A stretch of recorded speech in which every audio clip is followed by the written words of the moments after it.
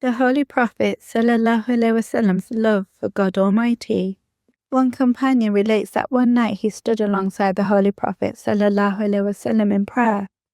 The Holy Prophet ﷺ began reciting Surah Al-Baqarah and continued carefully and deliberately, then Surah Al-Imran, and then Surah An-Nisa. He only bowed after completing the 4th chapter, and his bowing, standing, and prostration were each as long as his standing. According to Hazrat Aisha radiallahu anha, the beauty and length of the Holy Prophet ﷺ's prayers could not be described in words. Another companion relates that the Holy Prophet ﷺ stood in prayer and recited one verse until the morning. If thou punish them, they are thy servants, and if thou forgive them, thou surely art the mighty, the wise. Chapter 5, verse 119. When there was a solar eclipse, the Holy Prophet ﷺ offered prayer and then said that the sun and moon are signs of God, and when people see them, they should glorify God, pray to Him, and give charity. He said that if they knew what he knew, they would certainly weep before God. During the Battle of Badr, the Holy Prophet ﷺ prayed facing the Kaaba for the fulfillment of God's promise, and prayed that if the Muslims were destroyed that day, then there would remain no one on the earth to worship God. He prayed so fervently that his mantle fell from his shoulders, and Hazrat Abu Bakr radiallahu anhu placed it back on him and said that God would certainly fulfill his promise. Allah then revealed, I will assist you with 1,000 of the angels following one another. Chapter 8, verse 10. The promised Messiah ﷺ writes that although the Holy Prophet ﷺ had repeated promises of victory, he still prayed, O my Lord, if you destroy these people, none will worship you till doomsday. When Hazrat Abu Bakr radiallahu anhu reminded him of victory, the Holy Prophet ﷺ replied that God is in need of no one and is not obligated to fulfill any promise, showing utmost humility and respect before God. The promised Messiah ﷺ writes that true monotheists do not make a display of their virtues. The Holy Prophet ﷺ had a habit of living behind a veil and worshipping secretly. Hazrat Aisha radiallahu anha once woke at night and did not find him at home. She later discovered him in a cemetery supplicating with intense fervor, saying, O my God, my soul, my life, my bones, my every hair prostrates before you. Such people do not act for the sake of the world. Only the one with whom they have a true connection knows their true state.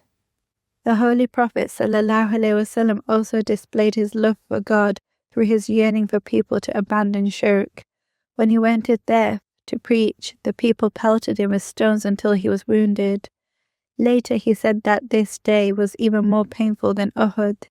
When he reached a mountain, the angel Gabriel offered that the people of Taif could be crushed between two mountains.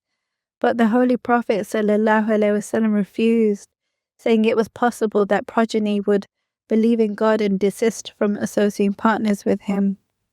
The promised Messiah ﷺ writes that the highest degree of light was placed only in the perfect man, whose most complete and loftiest example is Muhammad ﷺ, the chosen one. Allah commands, my prayer and my striving in worship, my sacrifice, my remaining alive and my dying are all for the sake of God, and I am the foremost of the Muslims. In this, God names the Holy Prophet ﷺ as the first of the Muslims and the head of all who submit. Allah further commands that if people love God, they must follow the Holy Prophet ﷺ, then God will love them and forgive their sins. The promised Messiah ﷺ explains that the Holy Prophet ﷺ was commanded to devote his entire being to God so completely that nothing remained his own. He writes, I always wonder what a sublime prophet this Arabian prophet is. He restored to the world the Tawheed, which had disappeared, loved God to the extreme, and his soul melted out of sympathy for mankind. God exalted him above all prophets and made him the fountainhead of every grace. Salvation, the promised Messiah ﷺ explains, depends on absolute conviction in the oneness of God and such love for God that obedience becomes the delight of the heart. This pure tawheed cannot be achieved except through following the Holy Prophet ﷺ, because reason alone cannot give certainty of God.